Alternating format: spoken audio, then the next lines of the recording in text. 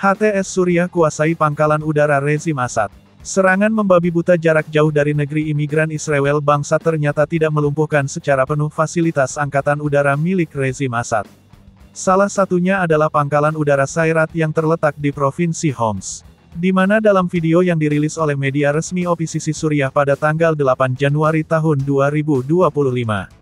Memperlihatkan bahwa pangkalan udara dengan dua landasan pacu yang memiliki kemampuan menampung 40 jet tempur tersebut tidak sepenuhnya hancur oleh serangan tidak presisi dari rudal-rudal Israel yang hanya kuat di brosur melawan negara yang tidak memiliki sistem pertahanan udara. Tampak dalam video yang diunggah oleh pihak oposisi Suriah.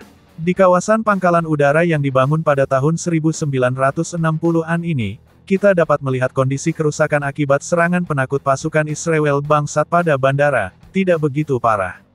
Jika kita melihat lebih dekat, di tempat ini, masih terdapat lebih dari 10 jet tempur rezim Assad, seperti MiG-23 dan Sukhoi era Soviet jenis Su-22 yang dilaporkan oleh pihak oposisi yang memeriksa bandara masih layak untuk digunakan.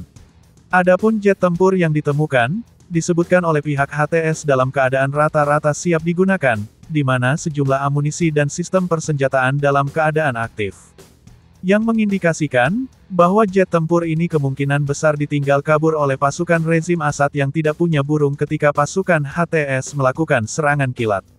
Dan jika kita bandingkan dengan pasukan terguling Afghanistan, maka pasukan rezim Afghanistan masih lebih berani dengan kabur membawa jet tempur dan lusinan helikopter ke negara tetangga. Tidak disebutkan lebih lanjut, apakah jet tempur ini nantinya akan digunakan oleh pihak oposisi Suriah sebagai inventaris militer mereka di masa depan. Namun sejumlah pengamat militer Rusia menyebutkan, bahwa kemungkinan besar, senjata Suriah akan didominasi dengan senjata buatan Turkiye. Baik itu armada darat, laut, dan udara.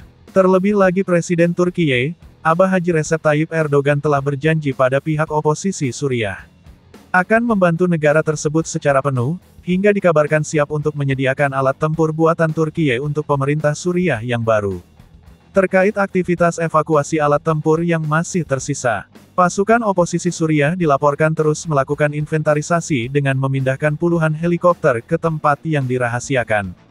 Di mana menurut laporan, akibat banyaknya helikopter buatan Uni Soviet yang mendominasi inventaris, pihak oposisi Suriah telah melakukan kerjasama dengan Rusia untuk mendatangkan teknisi untuk merekonstruksi ulang dan melakukan perawatan pada ratusan alat tempur yang masih tersisa, hingga nantinya dapat digunakan kembali.